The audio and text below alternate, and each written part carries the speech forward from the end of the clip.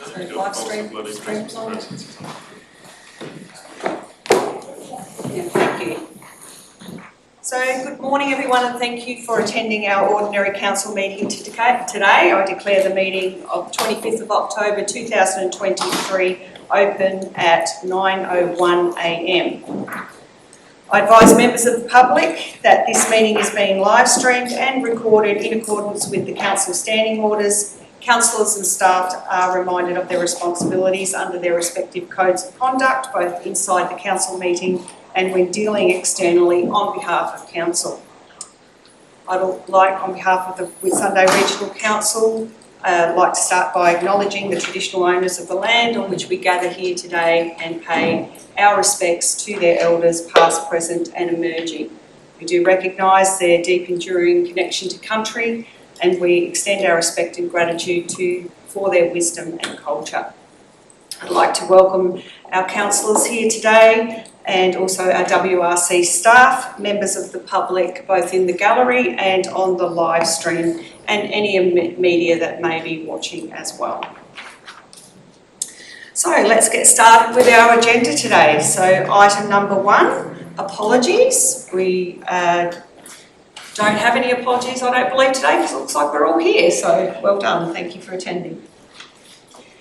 Condolences, item number 2, on behalf of the Whitsunday Regional Council, we would like to acknowledge and pay our respects to the recently departed of the Whitsundays region and offer our sincere condolences to their families and loved ones.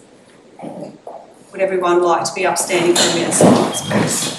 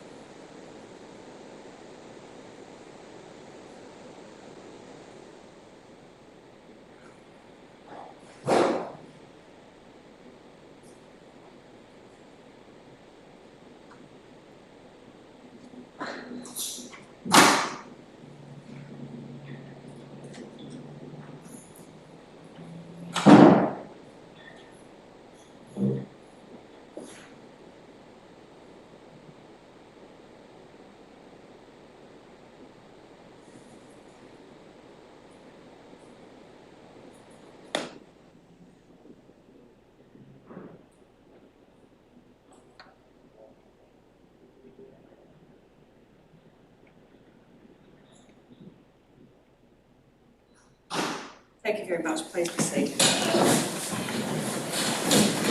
Moving on to item number 3, our confirmation of minutes. Thank you, moved by Councillor Wright, seconded by Councillor Bowman. Does anyone have any questions or comments in regards to the minutes?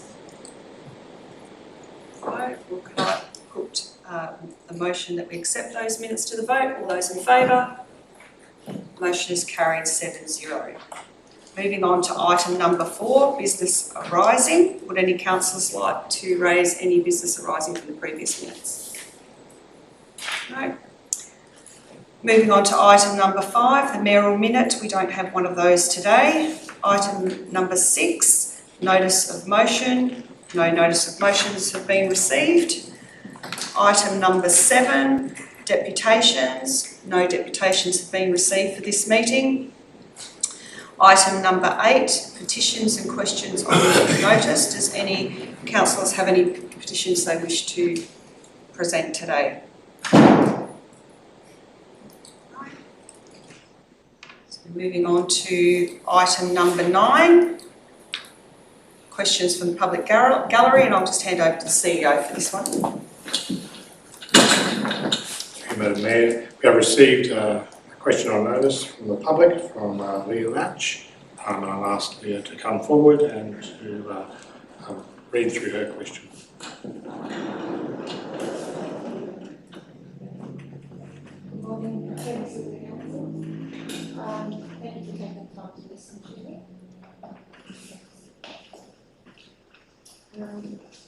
Just a quick overview of where our homes are located along Horseshoe Bay Road.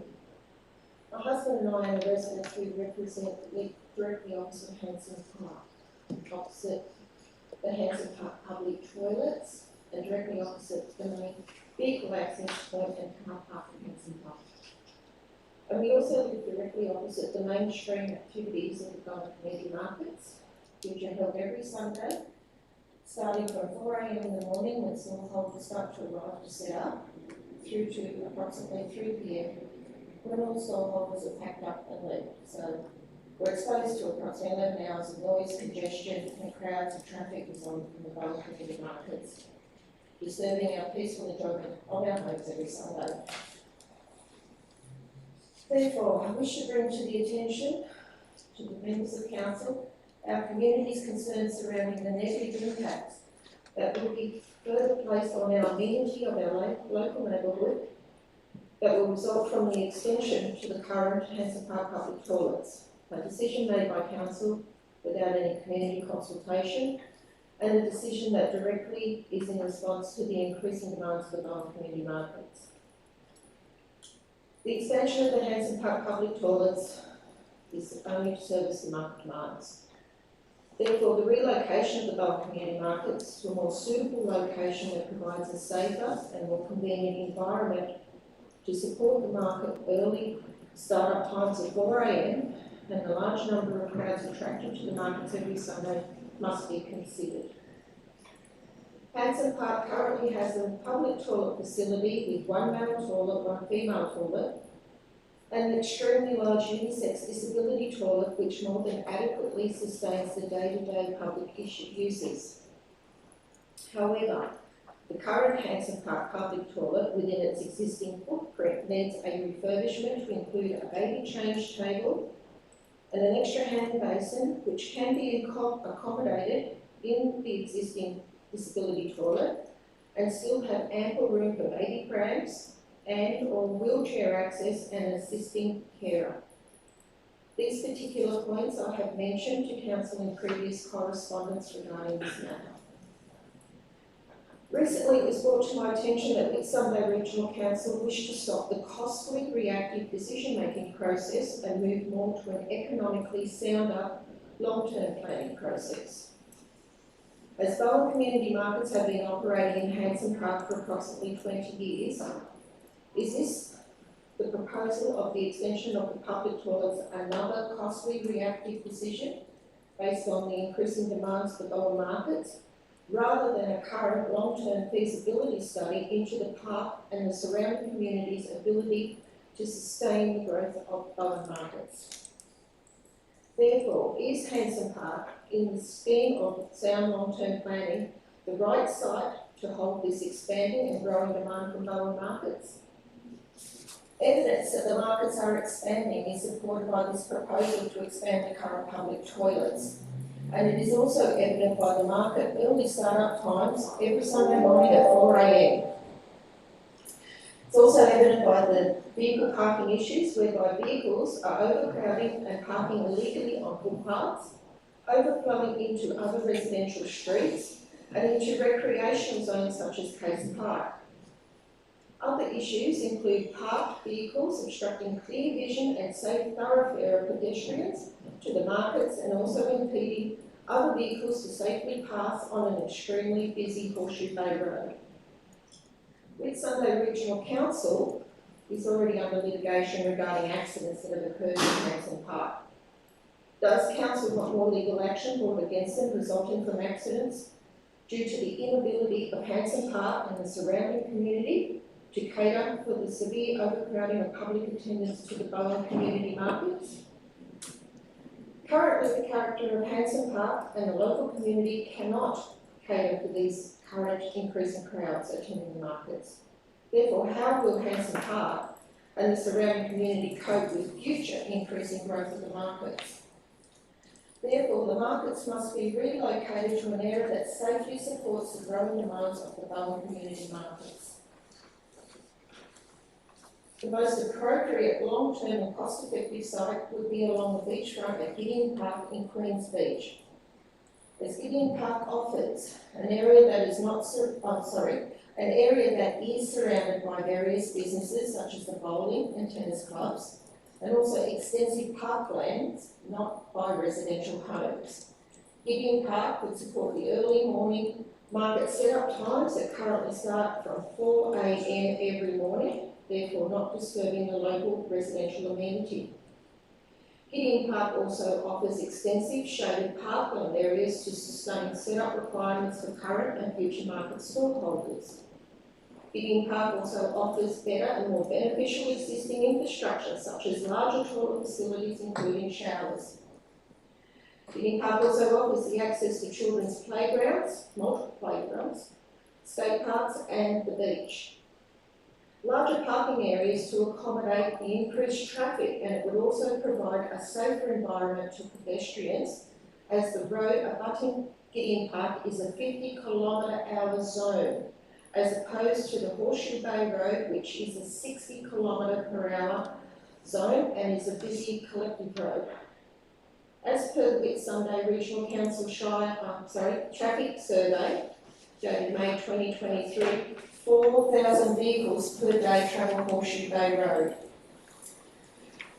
It would also provide an economic boost to the businesses in the area, such as the Queen's Beach Hotel, Picture Theatre, bowling, golf and tennis clubs, and the caravan parks, amongst other businesses.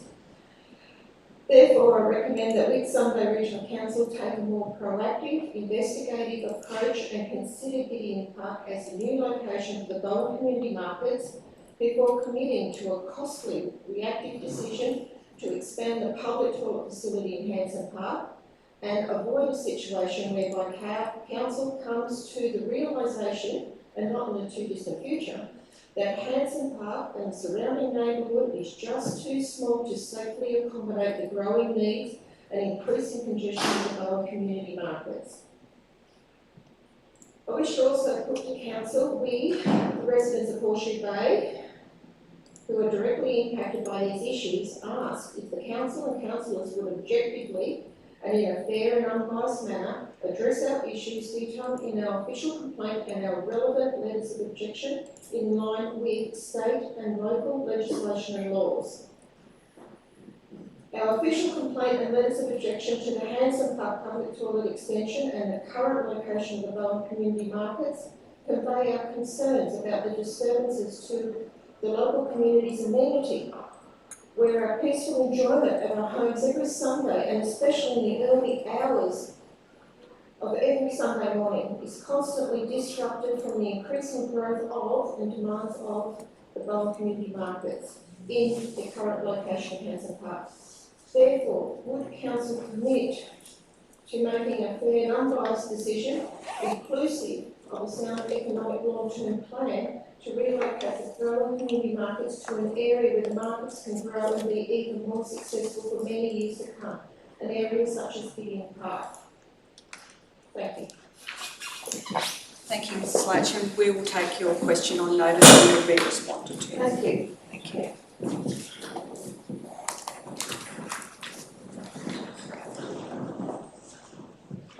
So moving on to item number 10, our committee reports, and 10.1, our Audit and Risk Committee meeting minutes, the 5th of September 2023. So thank you, Councillor Clifford, for moving that, seconded by Councillor Simpson, and Acting Director Peter, I will hand over to you to give a little bit of an overview. Thank you. Thank you, Madam Mayor. As the report reads, it's a fairly comprehensive report and a fairly comprehensive meeting which was held. The current financial position, internal audit reports, the work that's been done on asset management plans and asset valuations, which is quite a considerable piece of work, as well as the internal audit plan and actually how that goes through. So the committee serves as a good external oversight of the Council's audit financial risk. And to follow the Thank you. Thank you. Thanks for the report. Just from the meeting, from the minutes, it's realistically a number of those things, asset management, special project management, really came down to new staff. I see from the monthlies that we're still down on staff spend, just wondering how we're going with that process, what changes we've made in HR, and what our perspectives are for getting us up to the staff that we need to really move these programs along. Thank you for the chair. I suppose it's really matter for our infrastructure guys as well too, but I know there's been quite some considerable work being done in project management as far as the project management framework and putting that in place.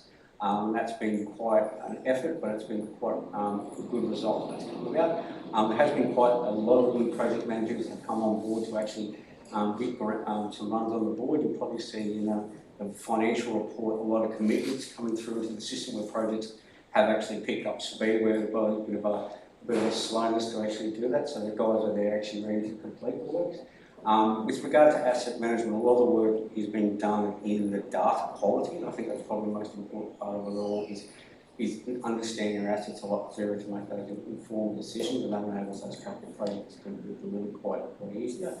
I suppose having the resources now means there is a focus on delivery, and I think that's a good outcome.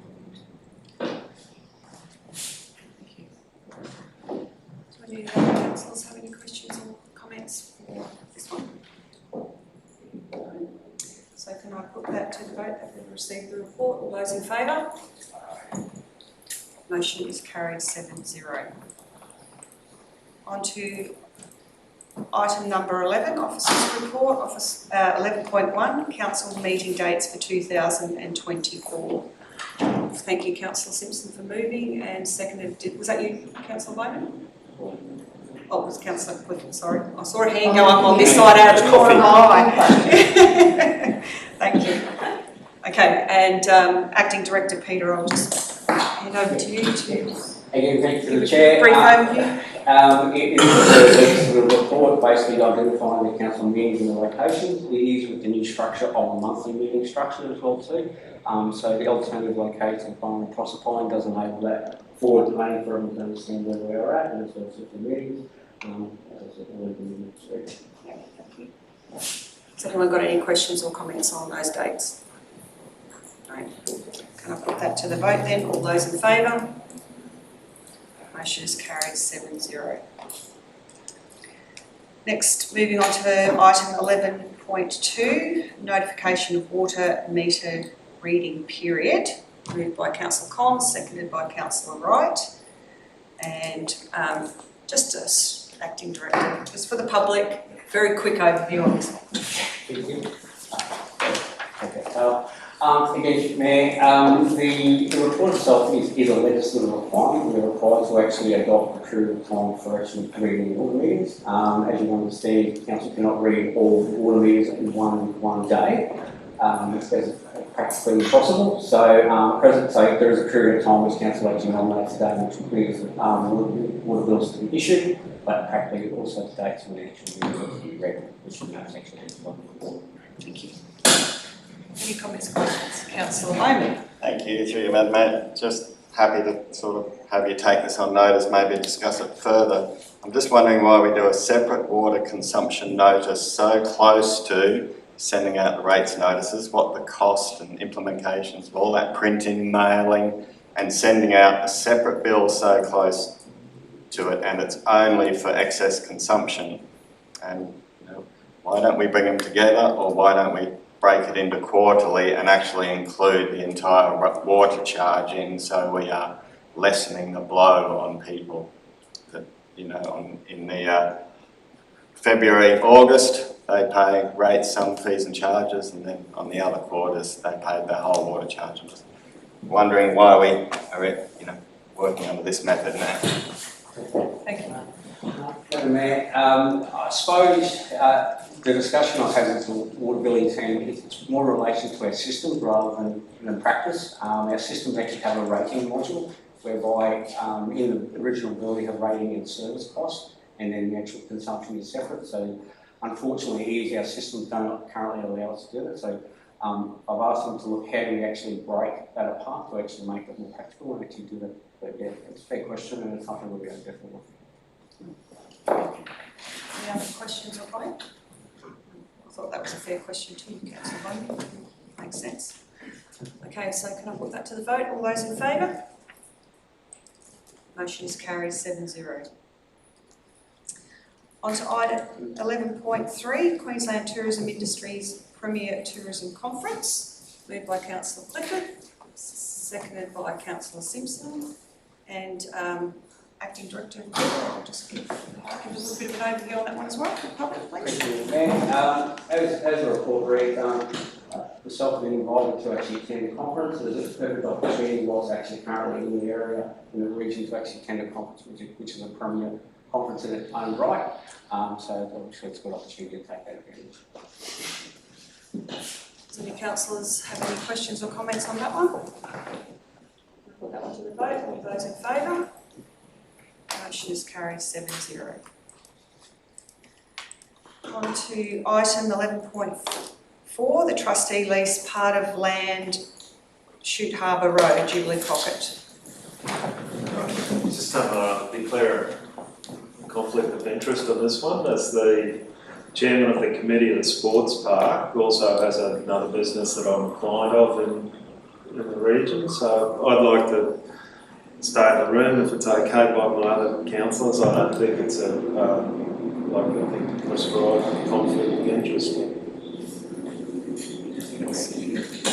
So I'll move a procedural motion then that Councillor Simpson be allowed to stay in the meeting room to participate, just not vote or vote. Yeah, he's going to vote, yeah. Okay, yep, happy with that? Yeah, second. Yep. It was procedural, I don't think we needed a second of that, but that's okay, we can put one there. Councillor? I just don't think you need procedural motion, you're just moving it and instead of a second. Councillor Wright? All those in favour? All those against?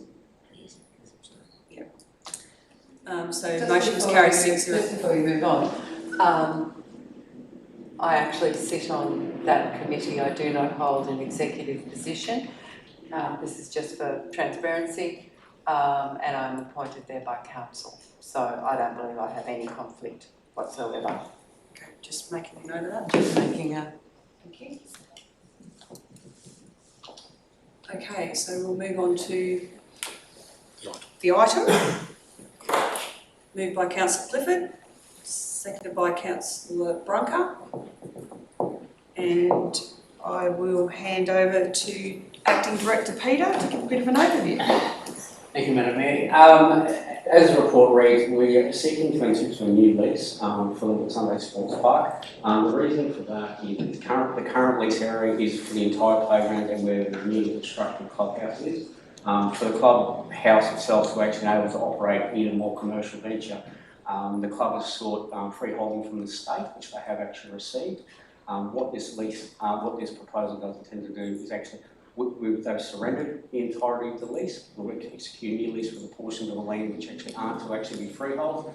And also too, this also envisages to create a road from the actual Shute Harbour boundary into the access into the former car park. That was formerly under our control as a trustee, now it actually forms as a road reserve. It doesn't really change it, more of a classification than anything.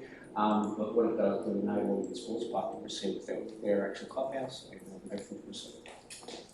Thank you. Has anyone got any comments or questions on that one?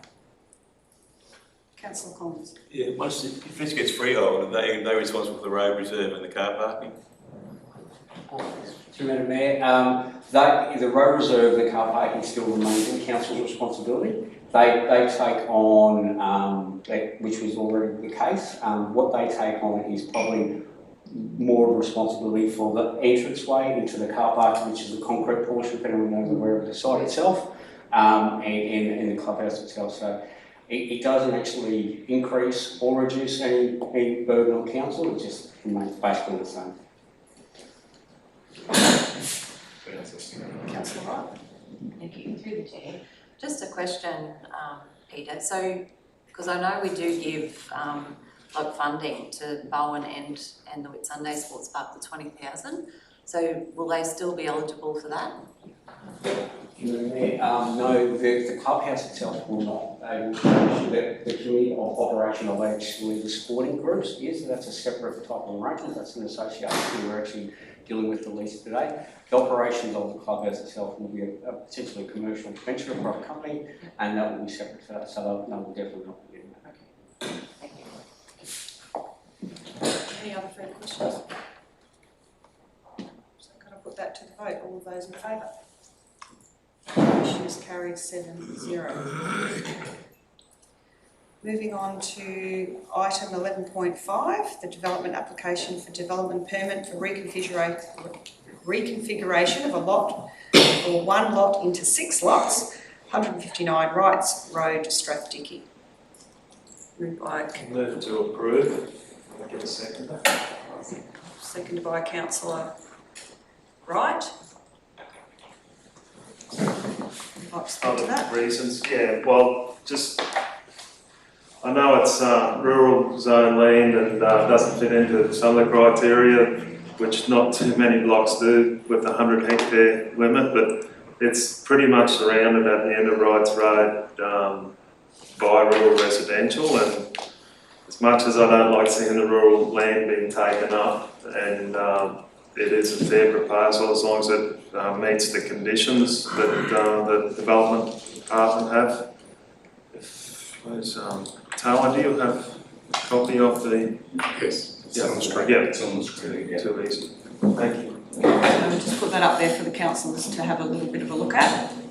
Anyone got any other questions? Councillor Bowman? I'd like to speak to it. Thank you. Madam Mayor, I don't think saying surrounded by rural res is really appropriate.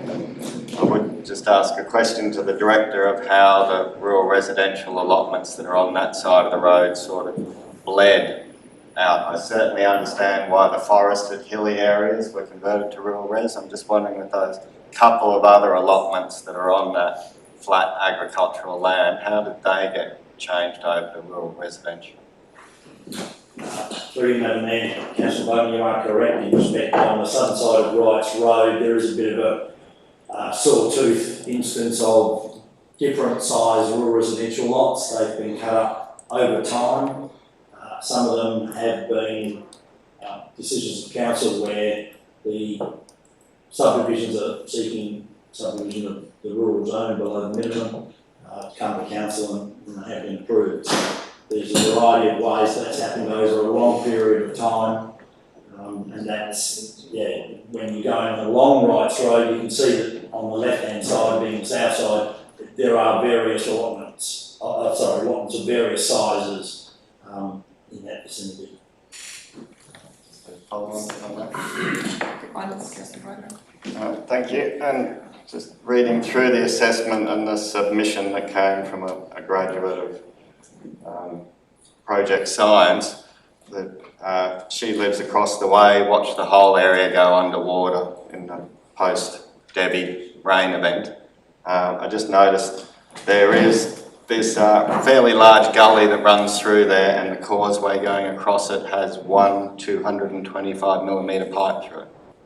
So I've seen some mention of stormwater runoff. I've just seen no mention of flooding effects that may actually happen under this without approval. No flood study. There's no minimal habitable floor levels I've seen for the area.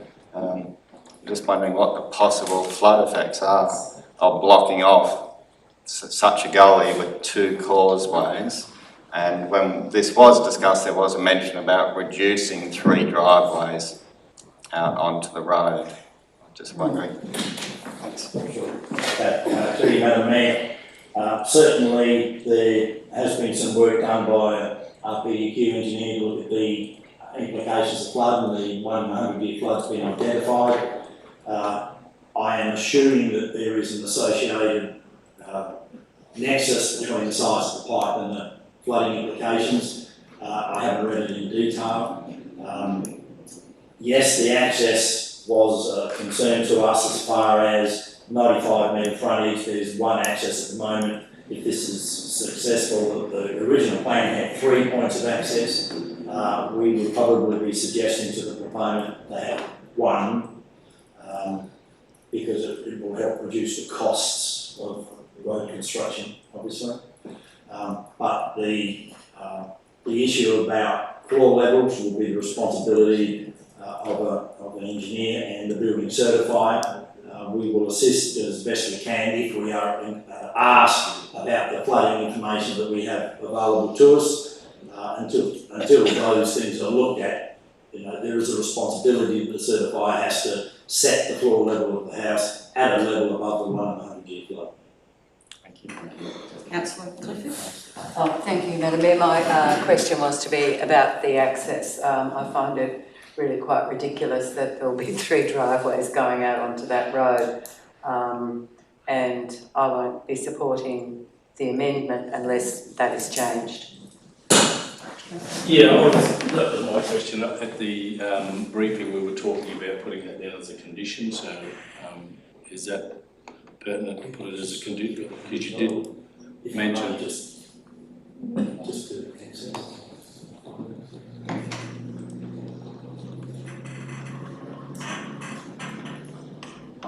external pavement edge property boundary, sealed, staying at minimal levels. That's one of the plans. Because you did mention you were going to ask. Through that amendment, makes sense to me to have one internal roadway. The applicant has suggested 2.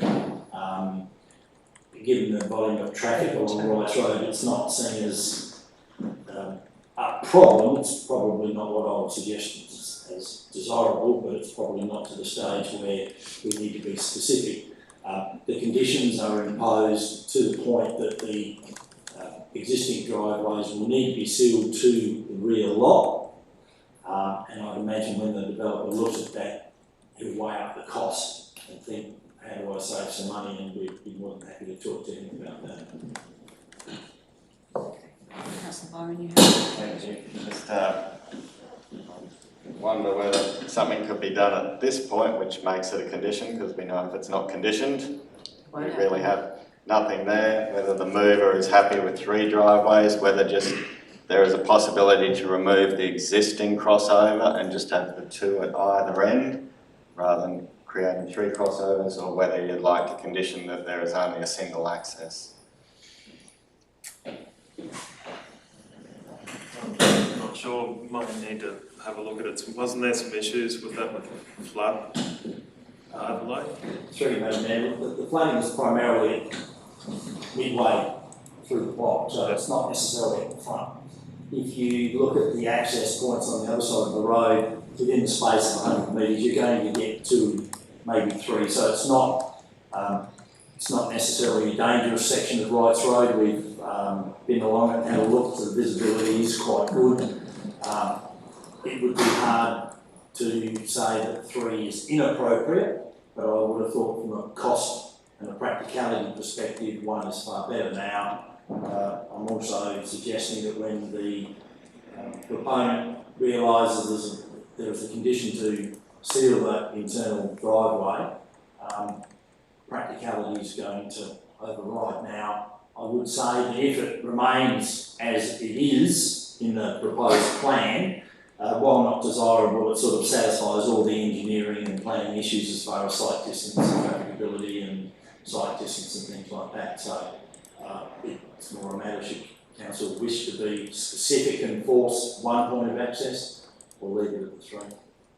Well, I was just going to suggest that perhaps that we can say 1, and then if the proponent wants 2, we'll leave it at 3. It's a negotiated decision process once we've made the decision. So if he's really strong about it, he can come back and the planners can either bring it back here or settle it. So what we suggest we do is that we say 1, and then they can negotiate it out if they don't want it. Yeah, I'm happy with that. Yeah.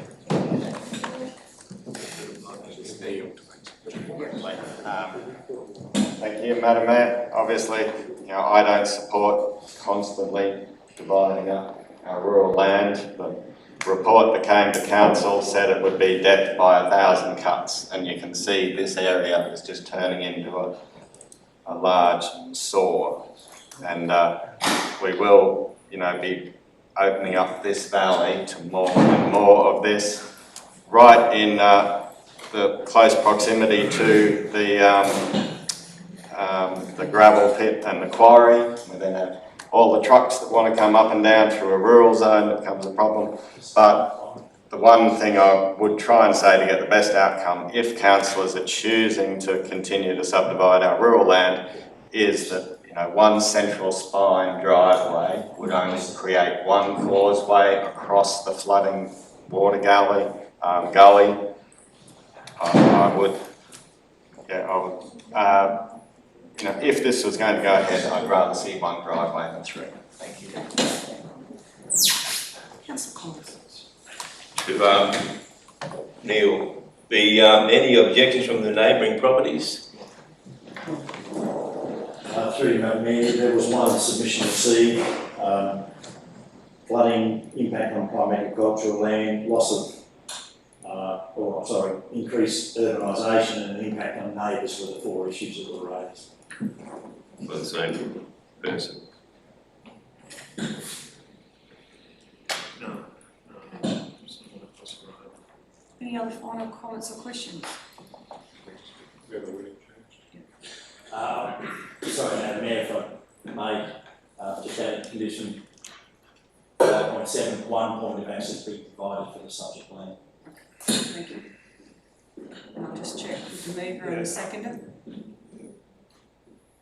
Yes, Councillor Clifford. So, through you to the director, so one, and that's to be sealed. Do we need to put that it's to be sealed?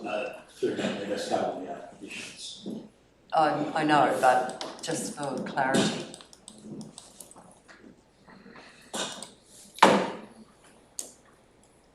So, for clarity,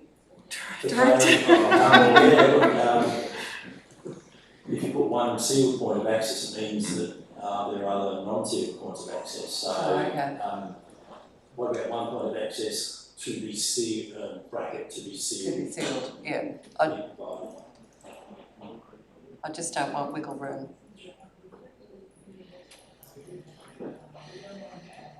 so, okay. Yeah, I'm happy. Who, were you the seconder? No. No, who's, oh, Councillor Wright. Yes, I'm happy with that. Happy with that? Okay, so can I put that motion to the vote? All those in favour? All those against? Motion is carried 4-3.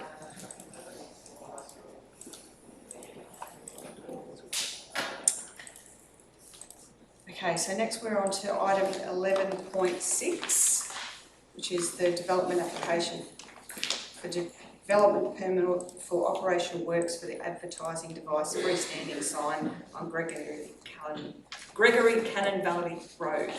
Tongue-tied this morning. That's all right, thanks Mayor. I'll declare an interest in this one as well. Up until recently, I've had a commercial arrangement with Paradise Outdoor Advertising, which I don't have anymore, and I don't think, past the pub test, I don't think I should have to leave the room for this one. I'll leave it up to the councillors and see whether they have or not. So would anyone like to move a procedural motion in regards to that? Councillor Clifford, what would you like to move? That Councillor Simpson remains in the room as he no longer has a financial interest with the proponent. And to vote. So can I put that motion to the vote? All those in favour? What do we need for that? That's just for, I need a second of it. It's procedural. It's procedural, so we don't. We can put one in, but procedural we don't. Can we discuss this? Whether Whether he stays in or not? Yep. On this particular issue, I think the fact that Councillor Simpson's leaving himself open, because obviously if he supports it, people will be saying, well, he obviously had a lease with them prior, so my suggestion would be that he does step out on this one. It's not a huge community issue, it's just something that he'll leave himself open for. Because if you did have a commercial arrangement with them, it would be seen if you voted with it that you only supported previous commercial arrangements, so I'd step out on you. any other comments or questions? No, I'm happy to do that, but Right, and then I'll come back in and do the same for the next one. That's all right. It's one of the, Right. but hang on, we're going to vote. No, you're Oh, okay. No, that's fair enough, I'd choose to leave. Yeah, Okay. just to make Okay, sure. so I'll withdraw. Yes. Withdraw. Yep. Can I just ask a question? So, through the chair, is there a time period? Because obviously Councillor Simpson doesn't have lots of conflict anymore, but just recently it's changed. So is there a time period where that would lapse and then he's able to vote on this type of thing? Not necessarily a time period, it's a question of whether it's a perceived or real bias. So, and only the individual who actually knows how the ins and outs of the commercial dealings can be able to make that call. So the longer the time, the less the bias or the influence could be there, but it's fairly recent in this particular case. So we've, Taylor, you caught up with all of Sorry. the admin there. It's been withdrawn. Councillor has left the room. So let's move on to the item.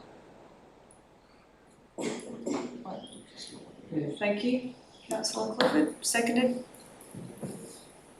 Councillor Brunker. Just A question? through you to the director, just for the public, why we're refusing the billboard. It's because of the site, the distances in between, etc. But I just thought it might be interesting. Sure. Through you, Madam Mayor, the existing planning scheme has a requirement that existing billboards be 3 kilometres spaced as a minimum.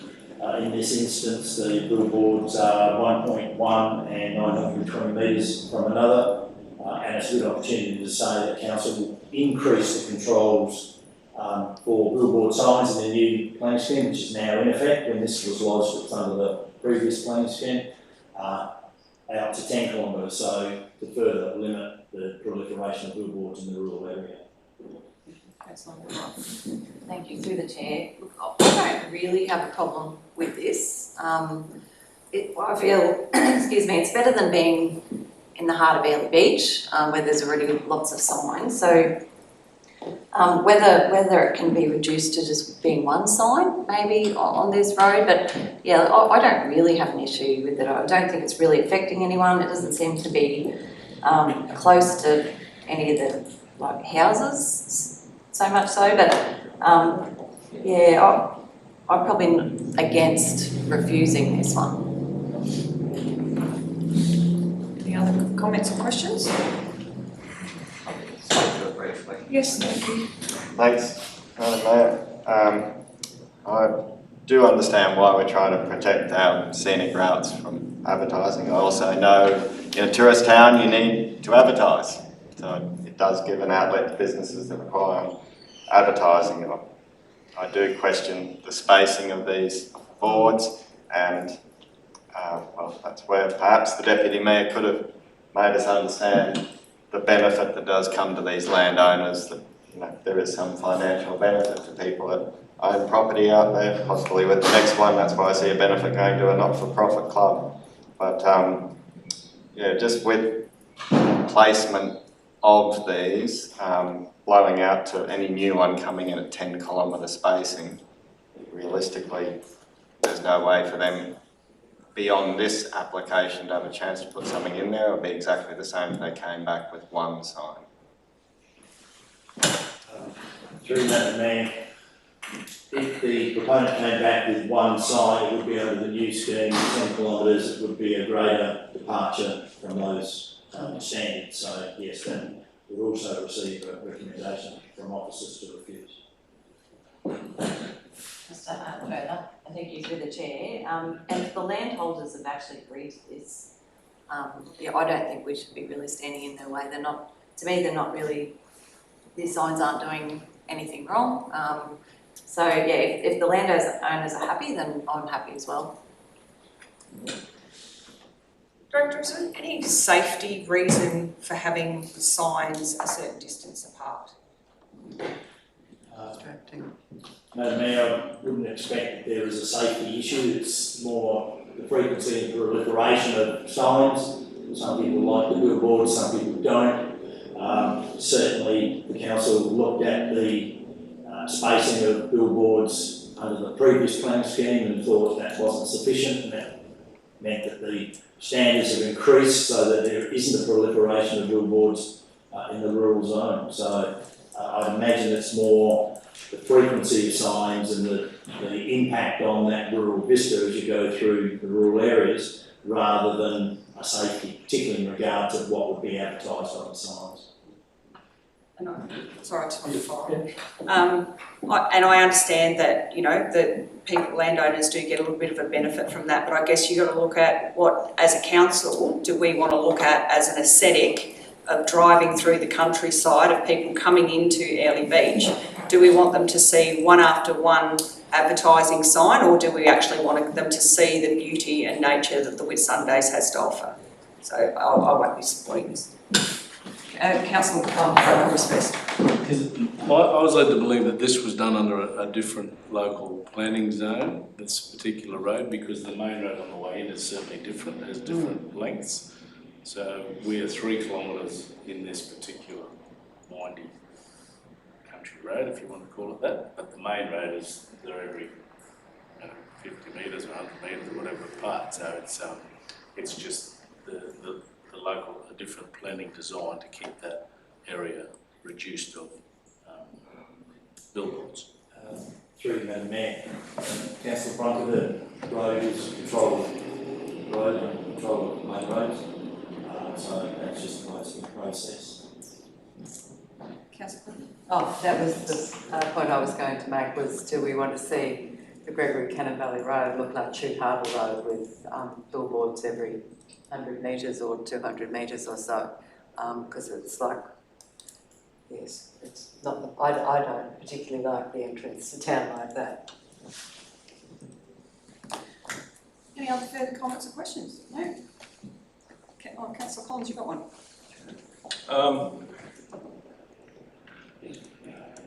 Can we approve one or no?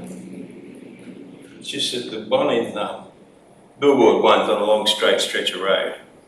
I don't think they're hindrance where the other one's kind of on a bit of a bendy sort of area. It's just that the billboard one closest to Rossetti Road there is actually on a long straight stretch of road there. So I haven't got an issue with that one, but if the other one there, it's around a bendy corner sort of thing, you know, so that's just my feelings. I'd support that. Sorry. I would support it again.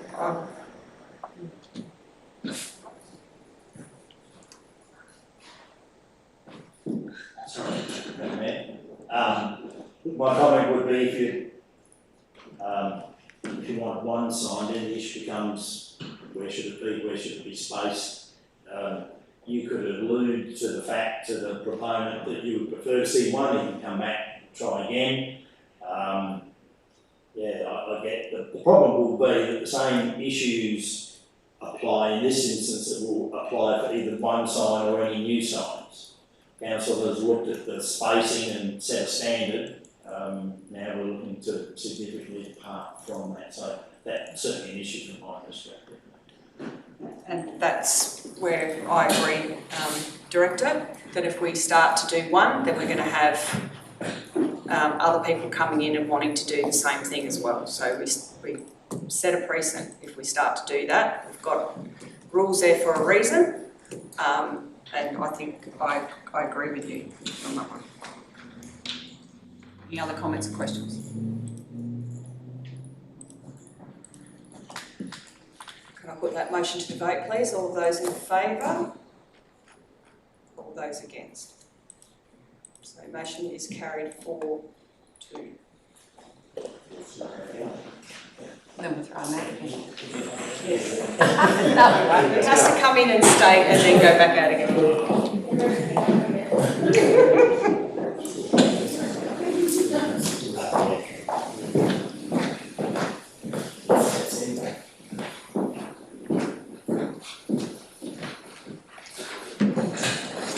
So moving on to item 11.7, the development application for the development permit for operational works for an advertising device digital freestanding sign 2503 Shoot Harbour Road, Mandalay.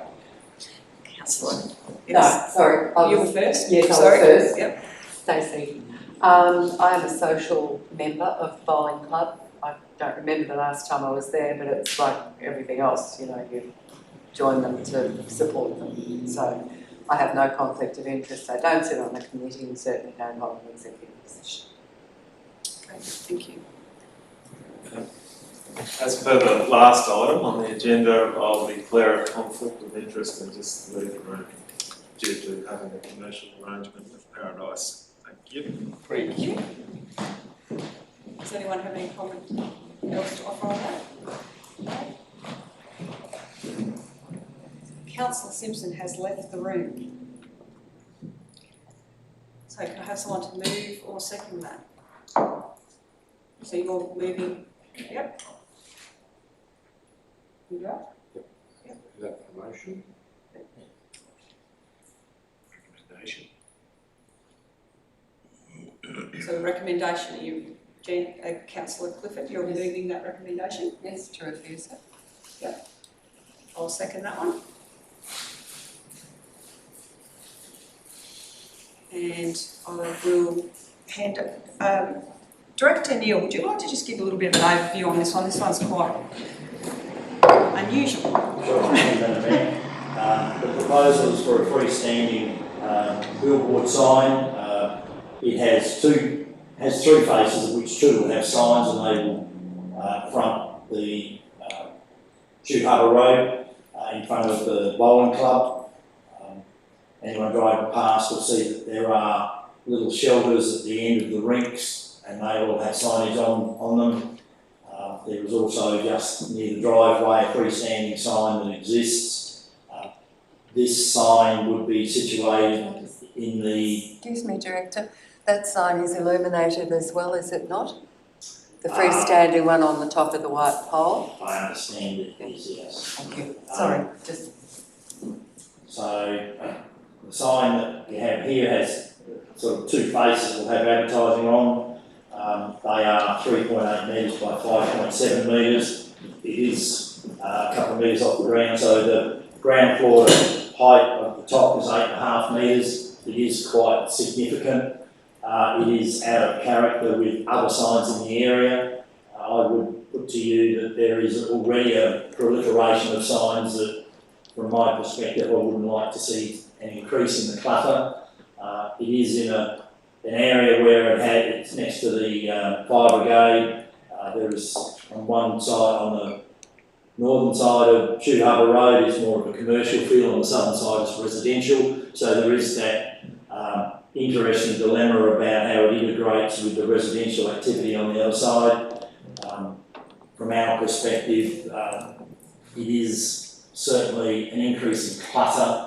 It is a significant increase in the size of the existing signs, and it doesn't really add to the environment or the amenity of that and the character of that area as it presently stands. Thank you. I just want to make a comment on why I voted with the Director on this one. I think I quite like digital signs. I think they can be very, very useful. And I think they aesthetically kind of look very nice in a lot of places, but the sheer monstrosity of this thing, without public consultation or anything like that, there's no, I think we would get a lot of backlash. Councillor Clifford? Yeah. So, I mean, I know I drive up and down that piece of road every day. I'm pretty sure it's a 70-kilometre zone. I think that the digital thing would be very distracting, you know, and talking about the mass of it. And there's another one further down the road, an illuminated one at the caravan park, and it's nowhere near the mass of this proposal, but that's so distracting because it could be an ambulance, it could be anything because of the colouring of it, and a lot of people have said that they find that one too very distracting. So and whereas I support the bowling club, as I said, because I'm a member there, although I don't bowl, and I understand that, you know, they're looking for some kind of financial gain, I really can't support this. Any other comments, questions, Councillor? Thank you, through the chair. Yeah, look, this is the opposite to me from the last one. I think this is a congested area. There is residential, so I'm happy to support the refusal in this one. Councillor Hunt? Thank you, Madam Mayor. I think digital signs are something that aren't covered by an updating planning scheme. You'll find these signs in Mackay and Townsville. It's only a matter of time. I do think it's very much a question of how we prepare for that and whether we look at this, you know, under being code accessible when we don't have the ability to judge how the community feels about it. It's strange we've got people here who are in a residential zone straight across the way from somewhere, but they're not somehow affected by the activity on the other side of the road, but the residents there may be affected by a billboard. I did look at smaller sizes. This seems to be a pretty standard size, although it's in excess of about 18 square metres, so probably falls outside of anything that, but there was also no feedback. One of the things about digital advertising is it's cheaper and easier for the many companies that need to advertise to do that, rather than taking up a permanent billboard. So therefore you do not need as many billboards because they're changing over every 10 seconds. And it could lead to decluttering because we don't need those other fixed signs. If you have it, and they also have mechanisms in them that change the luminance, and I think this one was set to go static at 8 or 9 p.m. each night, that it would stop rotating. So I still can't agree. I'd love to see an extra income going into the bowling club, but I think of this size, in this position, this one isn't suitable, so I can't support it. Right, any final comments or questions? Put that to the vote then. All those in favour? Okay, motion is carried 6-0. Just bring Councillor Simpson back in.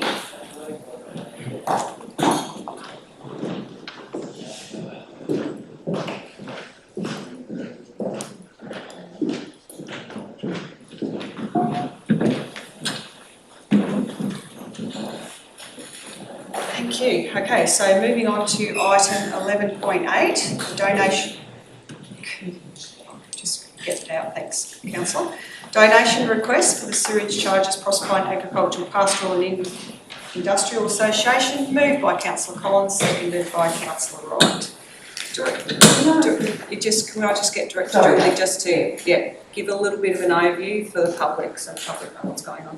Thank you, Director Julie. Thanks, Madam Mayor. So, councillors, basically this is the donation to the Proserpine Ag Pastoral and Industrial Association, and it's for $8,775, which is 75% of the charges that's levied for the period from July to 31st of December, which is covered in council's donations on rates and charges for not-for-profit organisations, and then.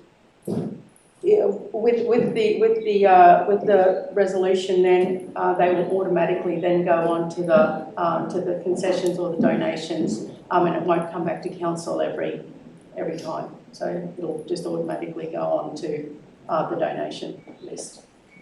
Councillor. Thank you, Madam Mayor, through you to the Director. Why is all of a sudden, after I don't know how many years of this operating, have we got a request to waive these fees? Have they not been charged the fees in the past? Or I'm just a bit confused as to why, because I think that's been going for like about 100 years or something, the showgrounds, and just confused. Thanks. Madam Mayor, if I may, I'd just like to ask Pete to answer that question where the rates sit with, because it's also with the next item on the agenda as well for Bowen, so he'll take the question. Thanks. Thank you, Director. The question, I asked a similar sort of question, I must say, when it did come up. The question was related to the fact of previous use of septic and then actually connecting to council sewer system. It is a service charge which is based on pedestal.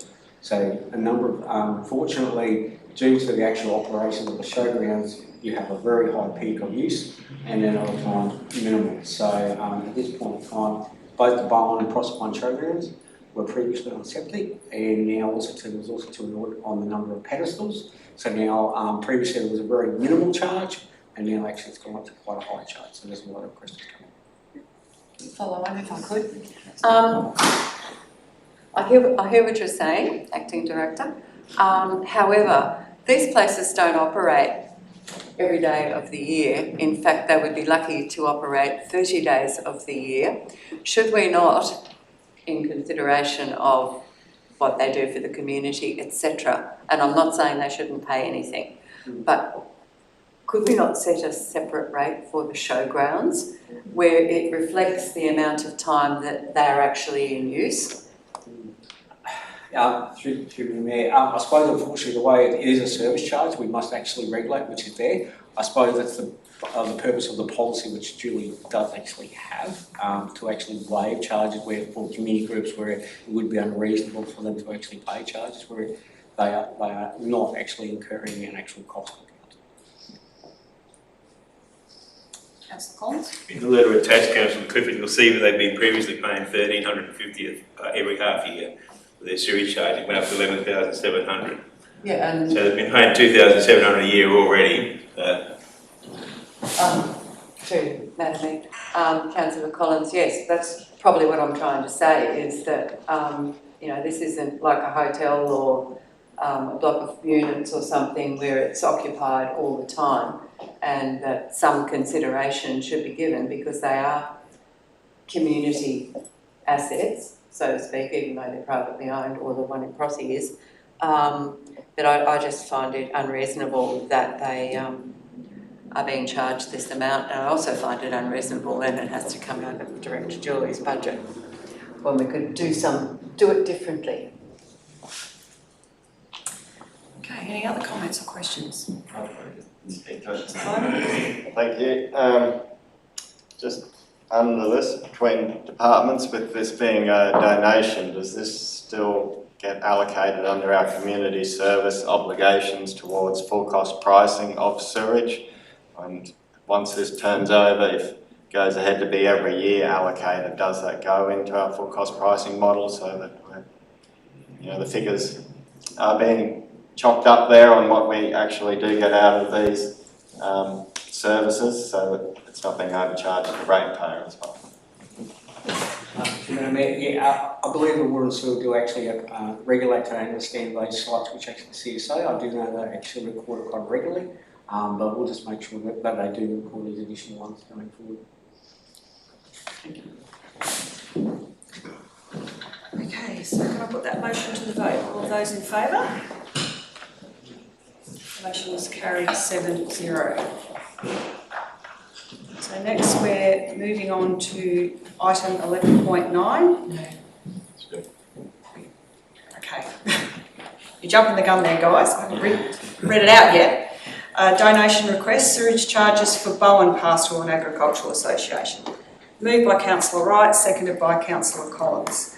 And Director Julie, I won't make you stand up and do this one again, because it's pretty much the same. Has anyone got any further comments or questions? Councillor Collins?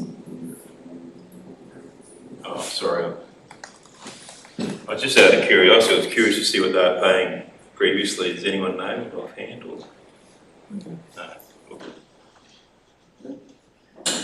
Anyone else?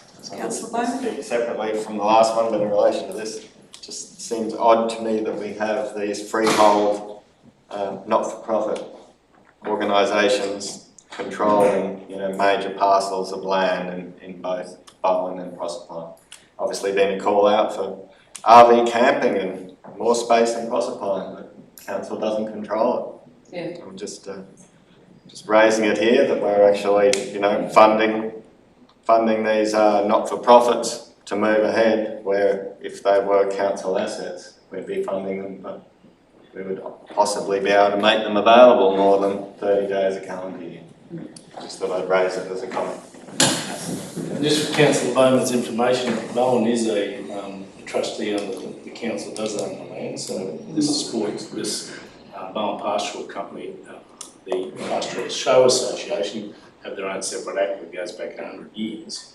Where Proserpine is privately owned, it's the only privately owned showgrounds in Queensland, so it was done by a special act this 10 many years ago. So, and I know the Bowen one is very proactive in once we have overflow, caravan parks and situations and speedway and everything else to try and earn $1 to relieve council from their support.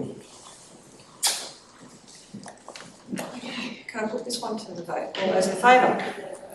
Motion is carried 7-0. Moving on to item 11.10, donation request for rates and charges for Whitsunday.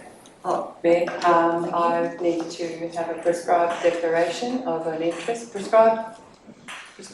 Yes. Although I am appointed to the Whitsunday Housing Company by council, I do hold an executive position. I am the chair, so I will leave the room. Thank you.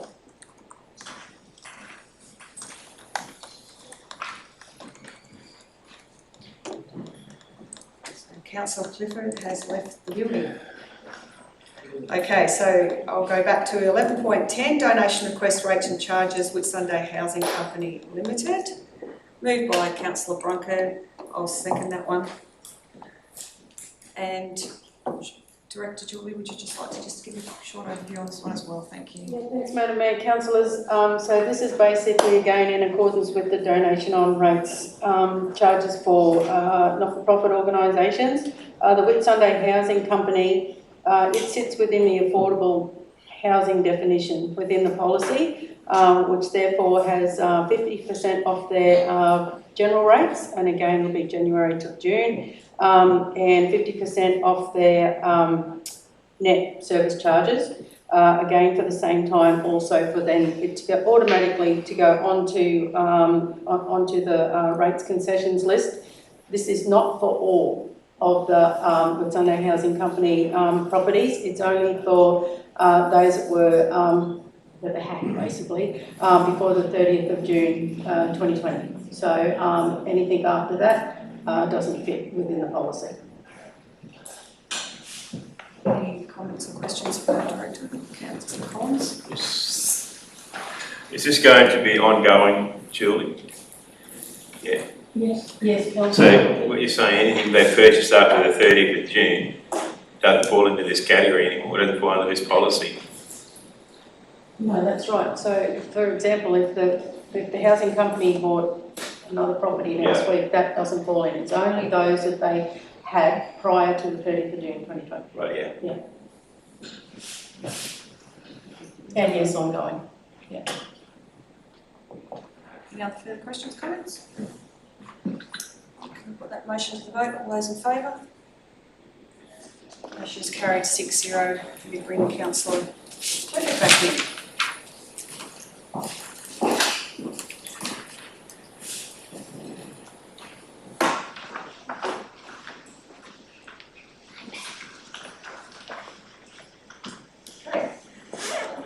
So next we're on to item 11.11, donations for the 2023 Annual School Award Nights. Moved by Councillor Wright. I'll second that as well. So we've got them up on the board. So I just want to scroll up so the councillors can see. There's a big long list somewhere. That's in the agenda. Okay. Right. So, any comments or questions on this one? Put that motion to the vote. All those in favour? It's carried 7-0.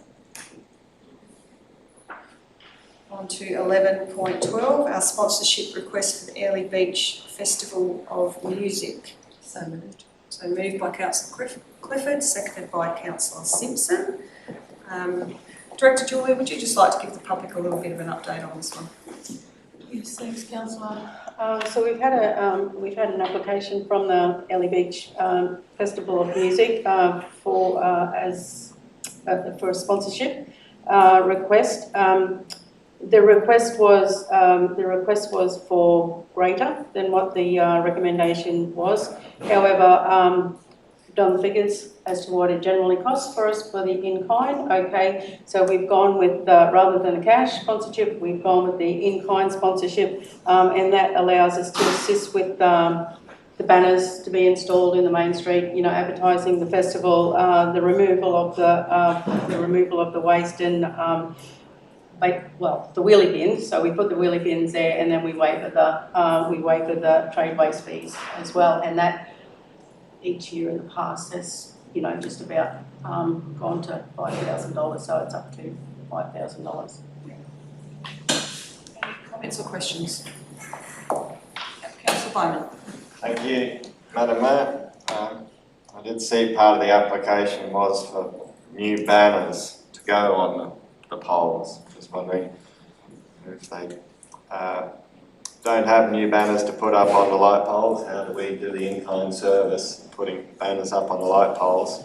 I do understand this is a commercial operation, but it brings a huge amount of business to Ellie Beach in what was a dead weekend.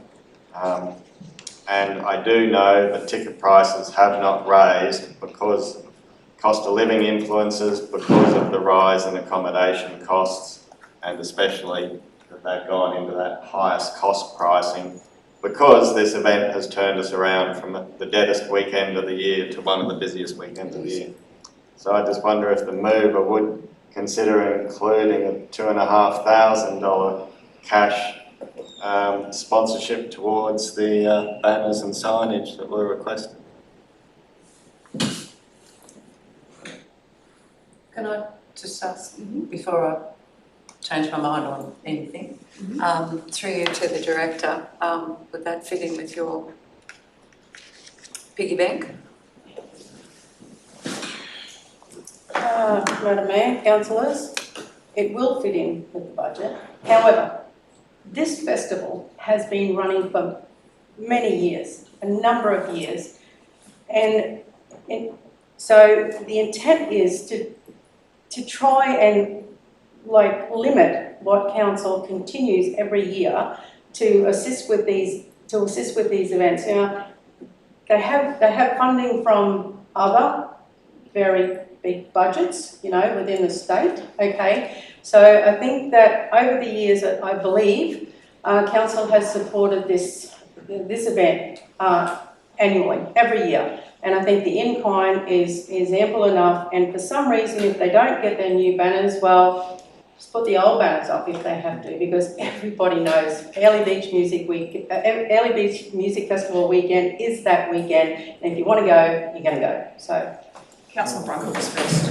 Thank you, Madam Mayor. We've done the heavy lifting on this organisation for a lot of years, 10, 15,000 a run, and I used to get up and complain because, you know, it was council's role to obviously, we realised and we're happy that it's turned into a major event, but we did what we had to do, and that was to give them a leg up. Because my idea was each year the bands kept getting bigger and bigger and bigger, and then the funding was getting more and more, and the more money we give them, you could have Kiss here next time, but they've got to live in their budget, and I'm sure the hoteliers down there and the unit owners won't be worried about the cost of living. It'll be the most dearest hotel room now if you want to go and book to go in there, and of course your restaurants will be full and they won't be reducing their charges either. So all power to this group, they've done a great job, and I think we're doing the job that we should do as well and look after that rubbish, and I think going any further with cash or whatever is just wrong.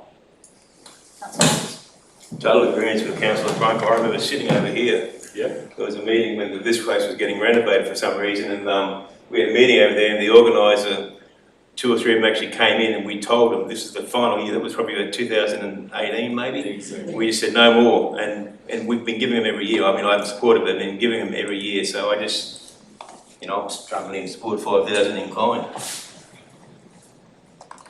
Councillor This Ross. is a question through the mayor. So is this a private group or is this a not-for-profit? This is privately run, but Tourism Queensland, they're a big sponsor as well. So, Councillor Clifford?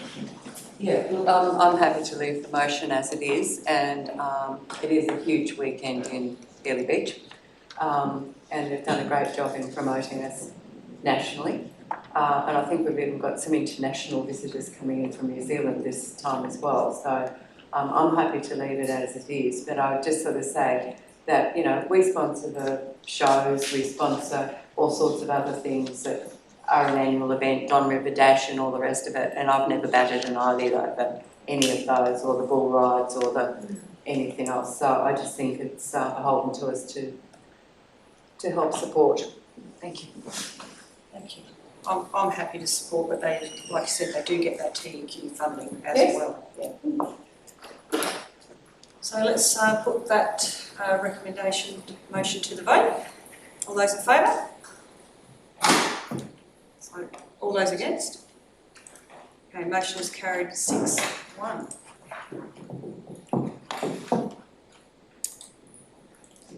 Right. So next we're on to 11.13. Yes, Councillor Simpson? Yeah, thanks, Madam Mayor. I'm going to declare a prescribed conflict of interest. My wife is a member on the committee of the Cadet Party group, so I'll leave the room. I'll let you check your card, take it back to the car. Yeah, there you go. You're wearing a track in the floor there, Councillor Simpson. Councillor Simpson has left. So this is for the sponsorship 11.13, sponsorship request for the Cutout Party. It's moved by Councillor Clifford, seconded by Councillor Bowman. Did you like to give the public just a very brief overview for the public? councillors, basically the Cutout Party, it's not until next year, but within this financial year, it's just to it sort of celebrates the sugar industry for the year, and all proceeds go to a charity, and for this year's, for 2024's, it'll be to CQ Rescue. So they've done some good things, and in the past they've had some great proceeds to charities. Have you got any comments or questions? I'll put that one to the vote. All those in favour? Motion is carried 6-0. We can bring Councillor Simpson back in the room.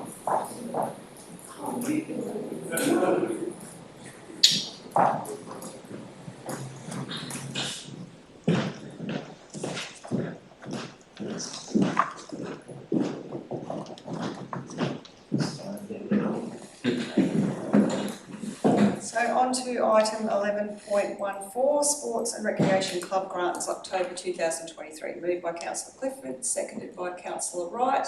They're up there on the board. Can we just scroll up a little bit? Yep. Any comments or questions? Put that to the vote. All those in favour? Motion is carried 7-0. On to item 11.15, financial support for junior elite athletes for October 2023. Moved by Councillor Wright, seconded by Councillor Bowman. We've got the two up there on the board. Any comments or questions? Put that to the vote. All those in favour? Motion is carried 7-0.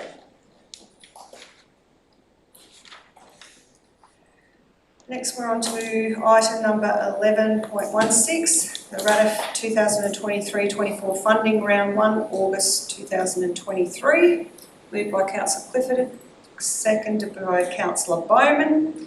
And Councillor Wright, I'll just ask you to give you a little bit of a brief overview on this one, please. Yes, thank you, Madam Mayor. So the first funding round for RADF 23-24 is covering this one. There was 3 applications. 2 have we've recommended approval. The third was unsuccessful. The approval was, one of them is Donna Lawrence, and her is Light and Shade, and it's a visual exploration of dialectical behaviour therapy. It's travelling exhibitions, and workshops, and it's working with psychologists and counsellors. Now, Donna had actually requested 11,330, however, the recommendation is only for 3,500, and the RADF Committee's recommendation, I'll get it yet, suggested to cover the flyers, art supplies, the Three Little Birds art gallery at Airlie Beach, the venue hire, and the prospect for the artwork and the art books. The second is Sophia Fortunato, and this one is, it's a great one actually. It's establishing a children's writers and illustrators group in the Whitsunday region. So that is for the requested 1,400 and the recommendation is for the 1,400. Now the unsuccessful applicant, the committee have actually recommended that we decline, and we ask them to come back with further information. There was no letters of support from the schools. The budget wasn't complete, basically, and the committee didn't really have a surety of who Stephen Murray was, because there wasn't a lot about the gentleman, and it's the Noosa Film Academy Proprietary Limited, and it's for the 3 schools and 1 in Collinsville, and it's for community acting and screen production workshops, like an editing suite and a red carpet community screening for the youth. But I believe that we'll have further information in the second round. Thank you. Councillor Clifford. Through you to the director, but we do know Noosa Film. They've been here before. I've got photos on the red carpet thing. So I'm just wondering what's changed. I'm not going against what the committee is, sort of thing. I just for clarification, because we do know who they are. Yeah. So, Councillor, we have to take the application on its merit each time. You're probably aware we've got some new committee members on the RADF who don't know who they are or have been around us probably as long as you have. So, hence the reason that we've asked them to come back with full clarity on it. Yeah. Cool. Yeah, thank you. Through the chair, I do sit on this committee appointed by council. Yet the reason for this one, it is something that just keeps reoccurring, and under the guidelines of the RADF committee, for them to submit an application, it has to be different from the last time. You can't keep putting in for the same funding. So that was one of the reasons, and a big one was because this is going to be held within the schools. We want to make sure that the schools are on board. So there was no letters of support from the schools. So we just need some more information. It's just not a complete knockback, but we just need a bit more clarity. I actually chaired RADF for 12 years, so I do know how it works. They just didn't tell me what I wanted to know in the report, that was all. Thank you. Any other comments or questions? Can I just ask a quick question? Yeah. Like, who is on the RADF committee, and who is on the RADF committee, and where is the breakdown within the region? So Councillor Wright is council appointed, and then what we do is we go out and we advertise who would like to be on the committee. I'll be honest and say most of the folk are from Bowen. We don't seem to get much take up from the southern area, and we don't seem to get much take up on it anyway. So yeah, we've got the 5 committee members off the top of my head, but they're not always at every meeting. So at the last meeting there was, do you want me to name them? No, I didn't think so. But I just wanted the breakdown of the region, and yeah. So there was only 5 at the meeting last time, and that includes our RADF officer as well. So, but yes, the majority of them are from the Bowen area. Okay. So yeah, because I just thought there was a fairly big group of artsy people down.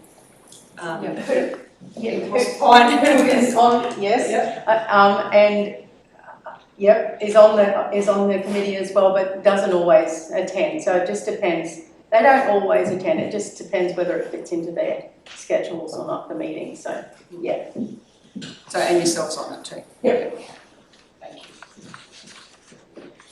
you. All right, so let's put this one to the vote. All those in favour? Motion is carried 7-0. On to item 11.17, monthly finance report. Moved by Councillor Collins, seconded by Councillor Wright, and acting Director Peter, I'll just ask you to give a quick overview of the report. Thank you, Madam Mayor. As the report identifies, council is again still in a very strong cash position, which certainly our cash at bank is quite high, which is a good place to be. We are on the benefit side of actually having got high interest rates. I'm sure homeowners don't actually get the benefit of that, but because of that basis, we're actually getting quite good interest and returns on investment. So the financial invested quite some funds there, which are giving us good returns. So we are already tracking ahead of what our projected revenue is from those interest returns. Our rates returns, as far as actually revenue that's coming from our issue of rates, it is well on track. Majority of that has come in, and as you see, some of the stragglers coming will eventually be paid off, and then recovery actions will occur should actually that be required. Our debtors, they are tracking on trend. However, we are seeing a little bit of an increase, but that's just due to timing of actually some projects around that's going on. So they're normally quite good, and if it needs to be escalated those to return. In relation to capital, I did mention that previously with a question from the table. We are seeing an uptick in actually delivery on that. You will see currently it actually says 9% of actual, but also it's been 20% of commitments. So commitments in layman's terms, basically we have engaged people to do work, or we're buying things, whether it be pieces of equipment, engage contractors, etc. So that's a really good positive sign to see an uptick, and I hope to see we'll continue to see that proceed on through the year. Thank you. Questions? Councillor Bowman. Thanks, Madam Mayor. To you, I just see mention of Q1 budget review being the end of October. Are we really doing quarters anymore, or we're only required to do reviews, aren't we, not within fixed time frames? And just carry on while I'm up. Capital expenditure, I see mention of scheduling here. I've seen some variations, had some chats. Just wondering where we're looking for improvement in that when I see Denison Park Grandstand at 421%, the landfill cell at 351%. Just like to get some understanding and clarity just around those figures so I can keep a track on just where we are at on the capital works expenditure and just our project management. Okay, I suppose in relation to I suppose the percentages and the timing, that would be due to the actual carryover funding have not yet come through, and that's in relation to our finance are holding on to the old school coupon, unfortunately, in their terms in the reporting. So we'll actually make sure that's rectified in the next report we get. There is no Q1 as such. But typically, the carry forward projects or the funding will go into those capital projects where you won't see those big variances in those projects, and that's pretty much represented in that report. Thank you. Any other comments or questions? And can I put that report to the vote? All those in favour? Motion is carried 7-0. So I'm just going to move that we break for morning tea. We do have. One second.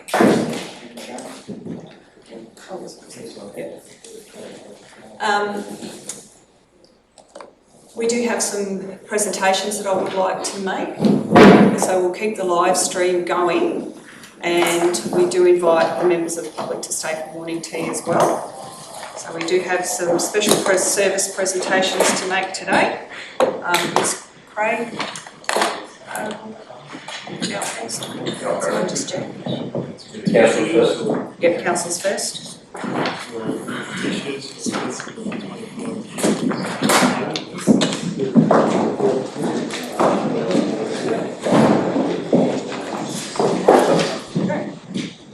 So I'd like to call forward Councillor Brunker.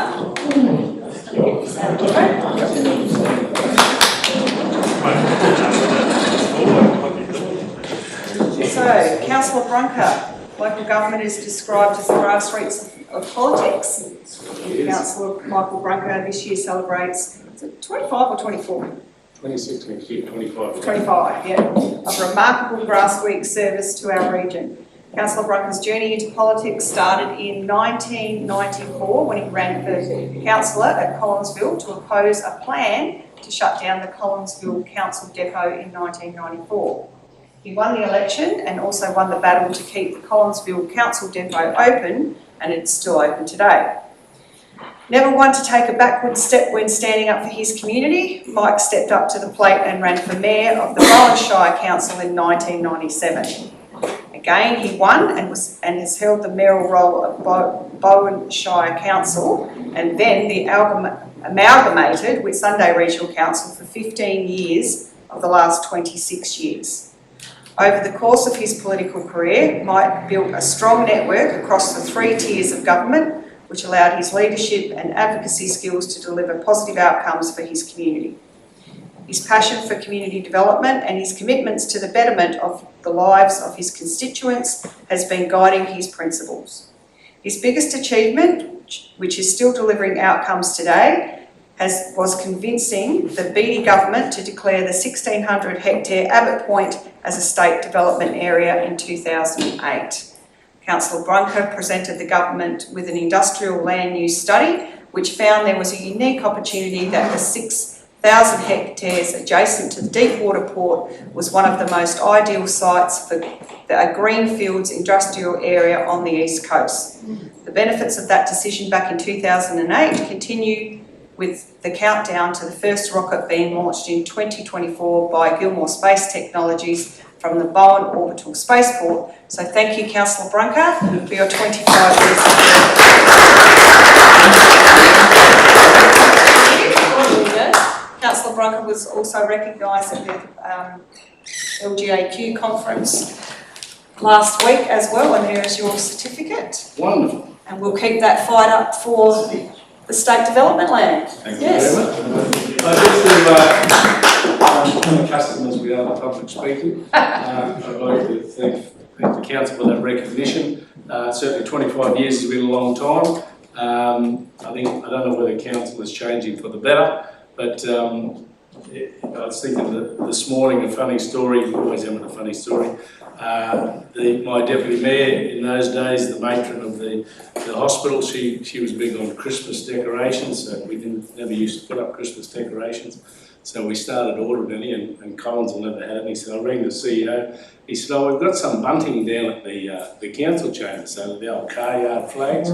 I said, "We'll send them up. We'll do something with that." So Councillor Stone had an old crane, and we got the big box of buntings, sorted it all out, tied a few knots in, and we actually put the bunting up the main street in Collinsville, up in amongst the power lines and over the top pub veranda, and of course that was, the public thought that was wonderful. And Ronnie Paddle had a new truck driver. Instead of taking the heavy vehicle bypass, he come down the main street and took out all the bunting.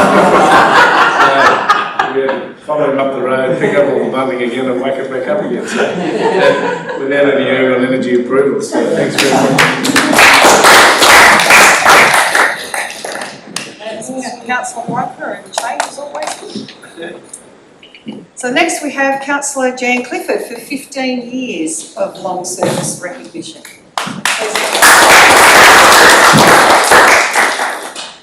So Whitsunday Regional Council Division 1, Jan Clifford embarked on her journey in local government in 2008 with a deep desire to serve our community. Over the past 15 years, Councillor Clifford has emerged as a respected leader and a passionate advocate for the people she represents.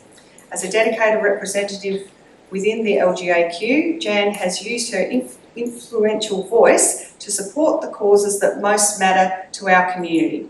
Her tireless effort in advocating for policies, resources and support for our region have ensured that our community's voice is heard at every level of government. Among the long list of achievements during her 15 years in local government, Jan is most proud of proposing the banning of single-use plastic bags in Whitsundays. Well done.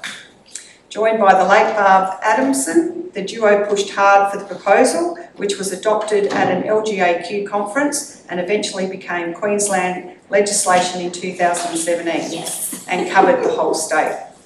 Also, at the top of her list was being able to work with and advocate for her struggling community post-tropical cyclone Debbie in 2017. She was awarded a Paul Harris Fellowship by Rotary for her outstanding community work post-cyclone Debbie.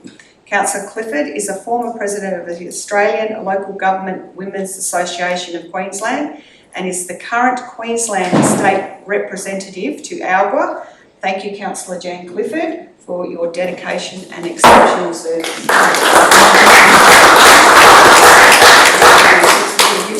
Oh, well, thank you. Oh, no, thank you very much. Thank you. I'd just like to say it's been an honour and a privilege to serve the community for the past 15 years.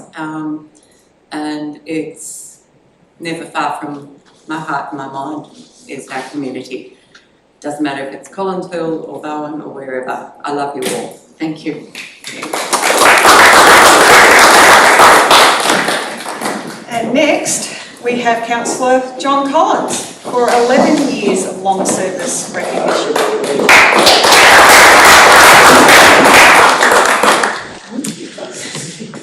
So in the world of local government, certain individuals shine brightly as beacons of commitment, leadership and unwavering dedication to their communities.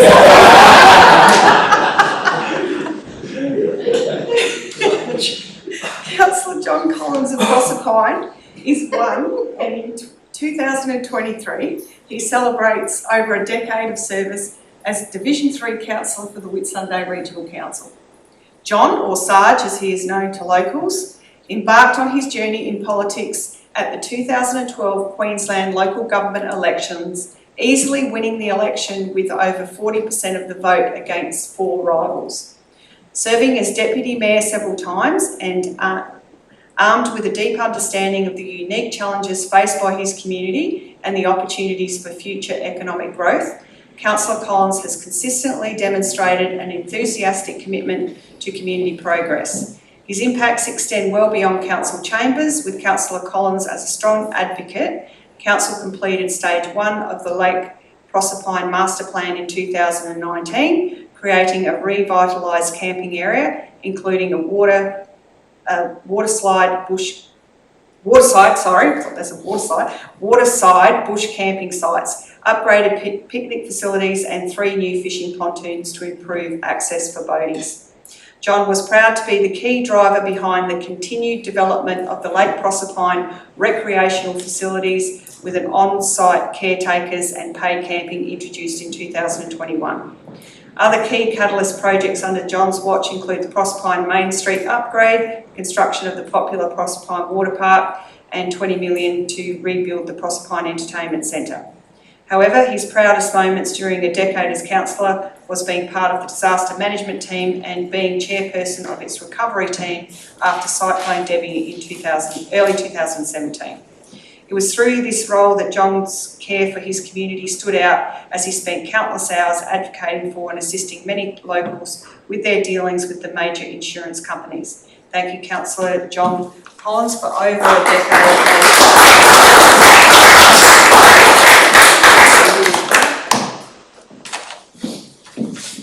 Thank you very much.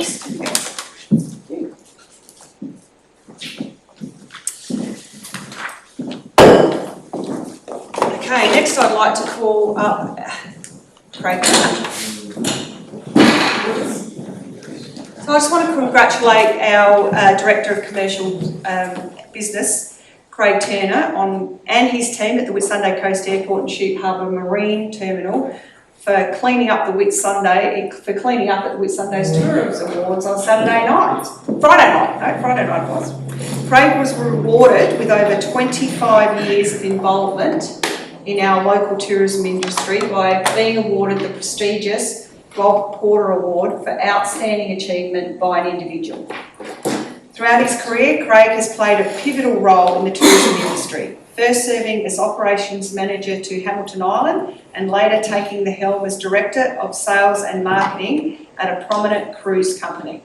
A background in marketing led Craig to taking on the role of marketing manager at the Tourism Whitsundays in 2005 before transitioning into entrepreneurial role with several businesses in Bowen and Airlie Beach. Craig returned to his passion for steering tourism in the Whitsundays forward by taking on the role of Tourism Whitsundays CEO in May 2016. And under his capable leadership, the region experienced substantial growth in aviation capacity and welcomed a myriad of new routes that attracted visitors to the Whitsundays. Always seeking a new challenge, and with our Whitsunday Coast Airport ready to take off and needing positive leadership, Craig stepped into our airport manager role, and results since speak for themselves. Record flight numbers, record passengers numbers, and a record number of new routes. He is now our Director of Commercial Business, and the fact that the Whitsundays Coast Airport took out gold and Ship Harbour Marine Terminal took out silver in the tourism retail hire and services is a testament to his leadership skills, and he is an absolute asset to our organisation. So congratulations to Craig and the team of the airport and Ship Harbour.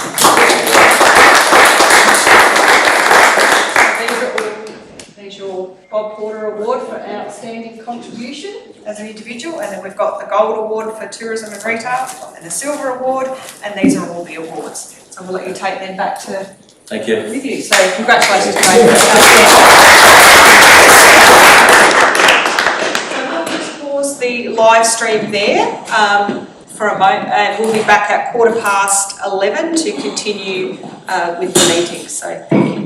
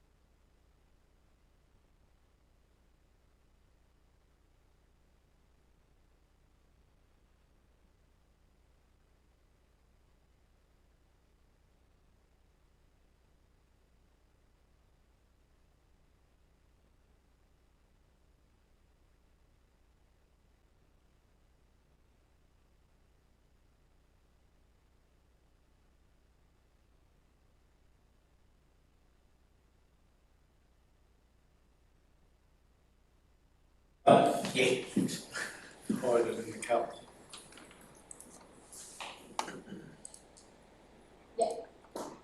So welcome everybody back. We will reconvene the meeting at 11:15 a.m. We will be shortly going into agenda item number 12, our officers' reports, confidential matters. However, prior to doing that, do any councillors have a conflict of interest they'd like to declare before we go into closed?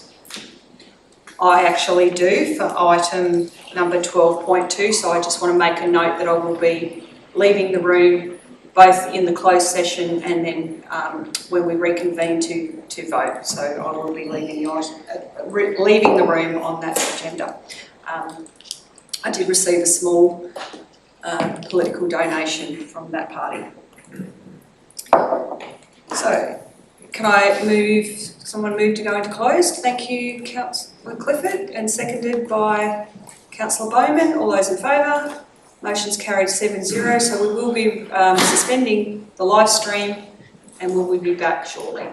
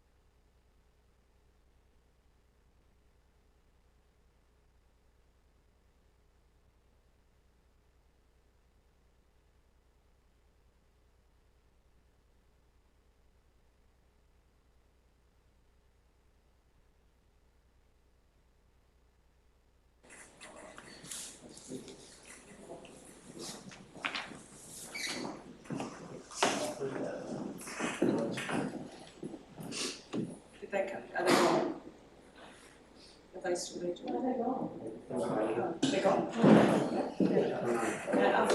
Okay, so we're back on the live stream. So we're into our officers' report confidentials, which is item number 12, and on to item 12.1, bad debt write-off. So got someone to move that. Thank you, Councillor Brunken, seconded by Councillor Clifford. And I'll put that to the vote. All in favour? Motion is carried 7-0. Now, item 12.2, I do have a conflict of interest which I have declared, and I will be leaving the room, and I will pass over to you, Thanks, Deputy Madam Simpson. If I can say that here. Item 12.2, trustee lease, shop 167 Townsend Street, Bowen. We have a recommendation there. Moved by Michelle, seconded by Jan. Comment? All in favour? No. Carried 6-0. Make return, Madam Mayor. Put the easy one. Can't you get off light?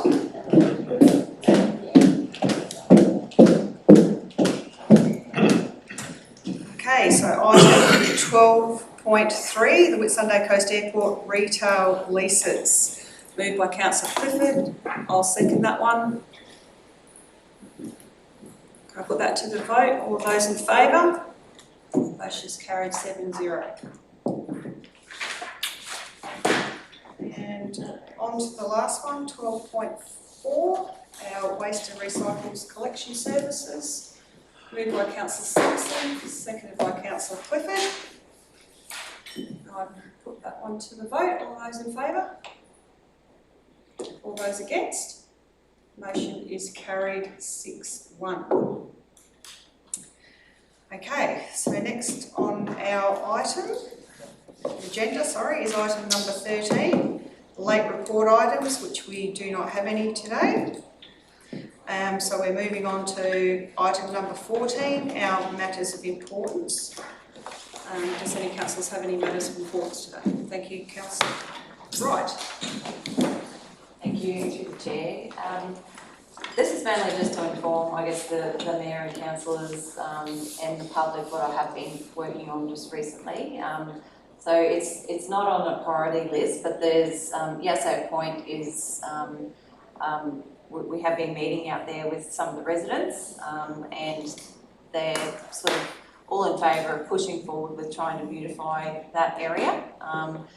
And particularly with the announcement at the LGAQ last week from the Premier to say that there would be Works of Queensland 100 million coming up again. So I just think some of these shovel-ready projects, it might be a good idea if we push forward with some of these. So I have spoken to the CEO about this, so I've gathered some feedback from residents, the Yasso family, and meeting with high school students next week to sort of gather a little bit more. But I'd just like to let everyone know that hopefully this will be coming into a briefing session where we can discuss it further. And it's just an update for the public as well, because it is live stream, so that's where we're at with that.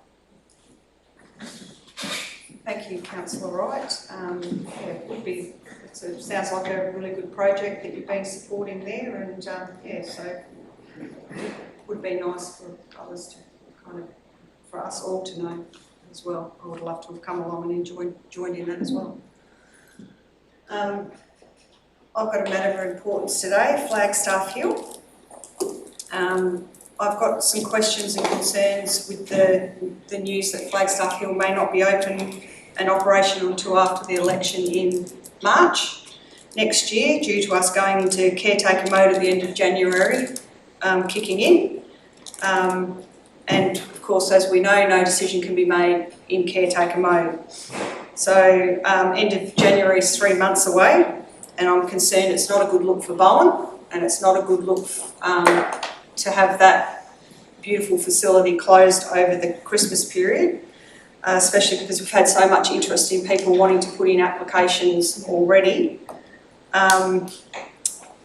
I just think it's a wonderful site and a wonderful venue, and to be sitting up there, and I'm very grateful for Julie's team to take over the events so that the people can still have their events there that have booked in, which is absolutely amazing. So a couple of questions that I've got. What was the date that we actually got retained access to the facility? Yeah, through Mayor, I believe it was last week. I don't know the exact date, but Serena went through. We actually came occupancy on it. And I know that we do have a few repairs, fairly minor repairs though, that have to be done.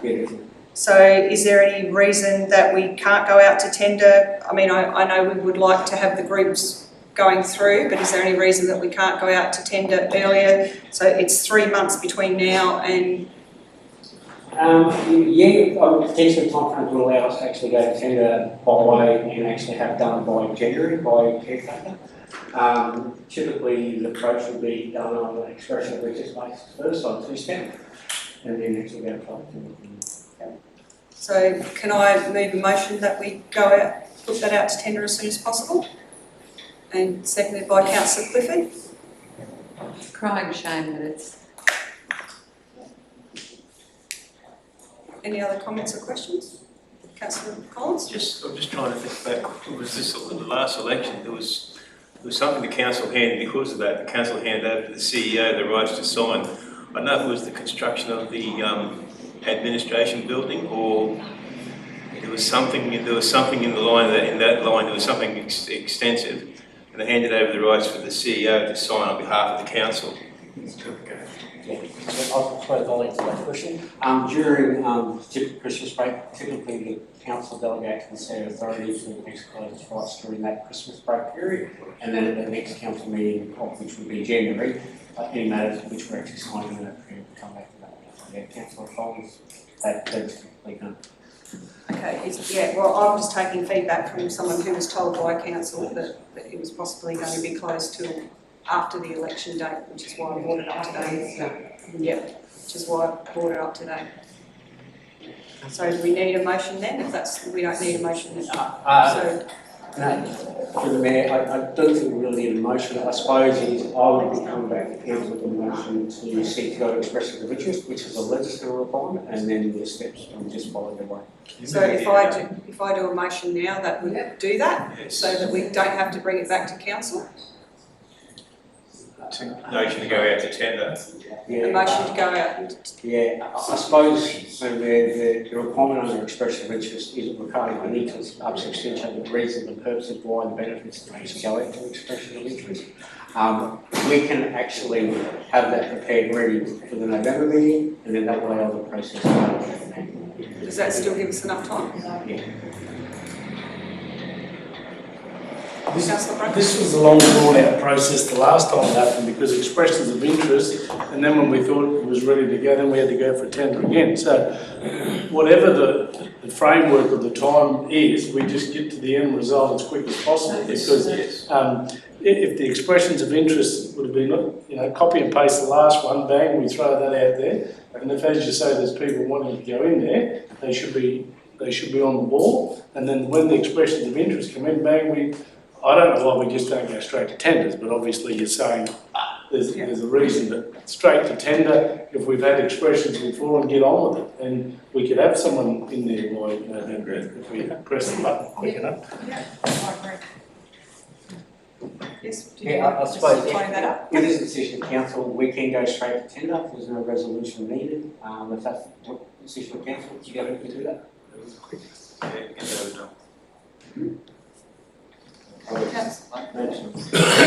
While we're here, I've been speaking it up, trying to get people through the booking process. Just currently, they can't see what dates are available, and then you go online, there's a form you have to download and write on.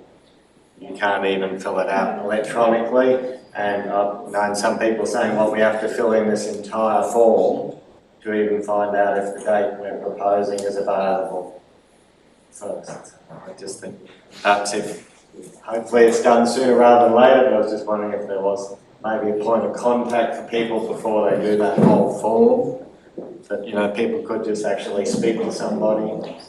That's just what the webpage telling people do to submit this form. So. On the page, ring council. Like, ring council. Sorry, it does say fill in the form. Okay. So we. So do we need a motion now? Or do we? No, we're going straight to tender, weren't we? Yeah, if the request from council goes straight to tender, there is no need for a resolution of council. We can go straight in. I'd still So I'll I withdraw. personally like it still up there so people know that we're actually doing something. Up to you, man. I'm happy to have it up there, but if, like, it's up. Can I just get a and or? And or see what tenders. Yeah, so the council seek expression of interest And or and or tender.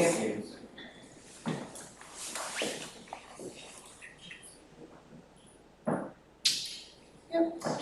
as soon as possible. As soon as possible, yes, thank you.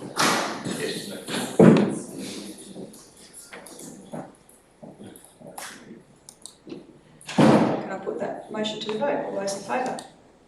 Motion is carried 7-0. Did any other councillors have any? Yep, thank you. Just a quick update from Julie, if I can. Wilson's Beach swimming enclosure. Where are we at with that at the moment? Please. Because I keep getting hit quite often on regards to that, so. So all the materials here, councillor? Sorry? All the materials here? Yeah. And stored, okay?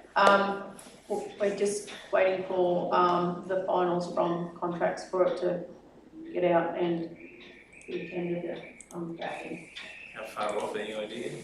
Please. No, I don't actually, I'm sorry. So there's about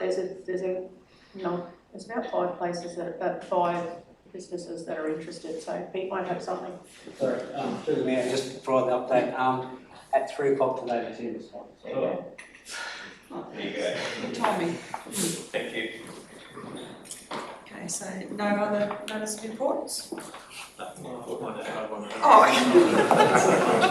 it's just, no, it's not a resolution or anything. I'd just like to ask our comms team to put some details. I don't know the northern side of our region, but the southern side, Andy Howley's the QFS fire chief. But as we approach summer, I think, there's a fire ban on at the moment. There's a lot of people out there living in rural areas that have no idea about fire permits. Everyone needs a fire permit for anything over 2 square metres, and even as a cane farmer, I have to ring up with my permit number if I'm going to burn it. Otherwise, do-gooder in the community see smoke and they ring fire comp and all the volunteers go out. So I think it's timely that we get some comms out there for the whole region and all the fire wardens and maps so that people know where they are, who to ring if they're going to apply for a permit or light a fire. Because only about a week ago I had a call on the weekend. There were 2 fires in my area, one had a permit and one didn't. So, people tend to panic if a fire's got a permit. Normally they're controlled burns. So I just think it's important that we put some comms out there. I think Sandy's on the centre of West disaster. I knew you'd be all over it. Thank you, Councillor Simpson.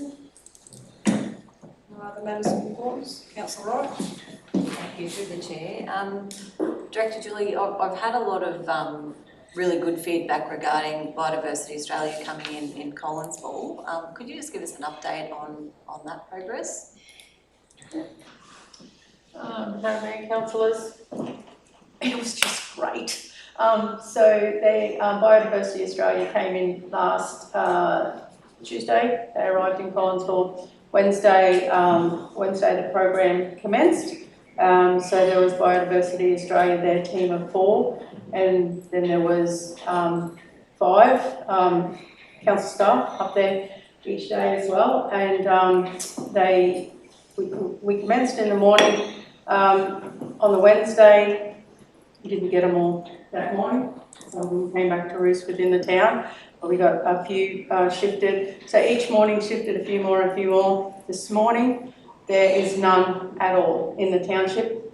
Maybe I'll tell a lie. There's the odd single one here and there, but a single's not a problem, you know, because they'll join with the rest of the crowd. So they're the roost is now over at Pelican Creek, which is where we did want them to go, up over the ridge, over the hill into Pelican Creek.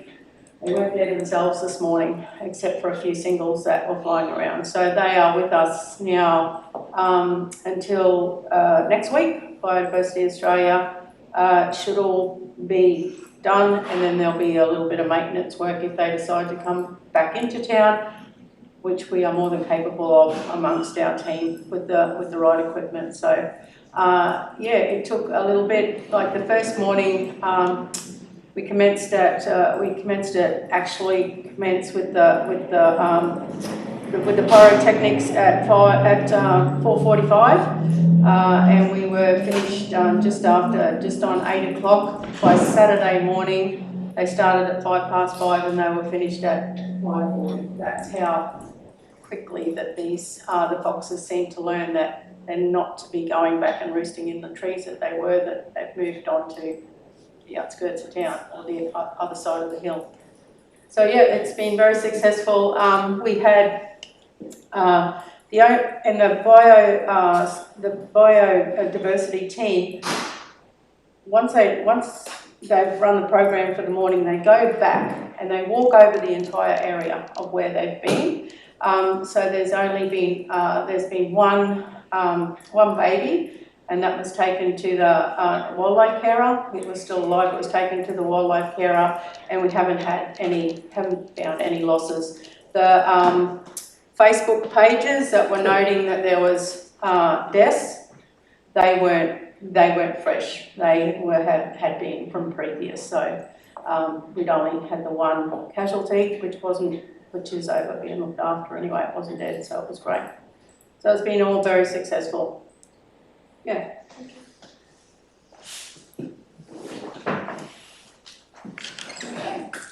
No more? Okay, well, we're done then. So I will declare the meeting finished at 12:28 p.m. Thank you everyone for your attendance. Thank you to everyone on the live stream.